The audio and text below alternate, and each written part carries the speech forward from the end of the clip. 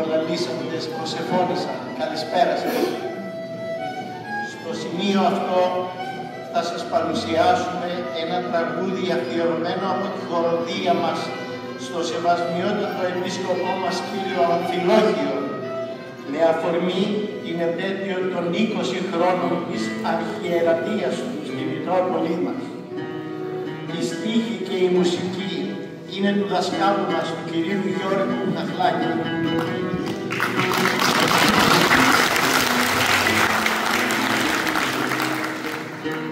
Η χοροδία μας είναι ένα πνευματικό παιδί του ιεράρχη μας, όταν ουσιαστικά το 2008 έδωσε την ευχή του στο δάσκαλό μας να ξεκινήσει και να δημιουργήσει ένα σύνολο που ξεπερνά σήμερα τα 120 άτομα και ενώνει δημιουργικά τις δύο επαρχίες της Μητρόπολης μας. Επιτρέψτε μου να διαβάσω τους στίχους του αφιερώματος μας και να το τραγουδήσουμε στη συνέχεια. Ευχαριστούμε. Ο τίτλος του είναι «Ο Δεσπότης μας», στίχη μουσική Γιώργος Καχλάκης. Η Παναγιά σας κράτησε στα πρώτα βήματά σας κι άλλοι πολλοί οδήγησαν τα διαβήματά σας. Φως στο σκοτάδι δώσατε με λόγους αληθείας της αγάπης του Κυρίου μας της σταυρικής θυσίας. Ο Άγιος Σπυρίδωνας και ο Άγιος Νικηφόρος ευλόγησαν να είστε για μας δεσπότης φωτοφόρος. Η Κίσαμος, το Σέλινο, σας έχουμε καμάρι, δέσποτα Αμφιλόχιε, της πίστης μας δοξάρι. 20 χρόνια έγραψες του χρόνου καλεντάρι και έχουμε το δεσπότη μας μες στην ψυχή φεγγάρι.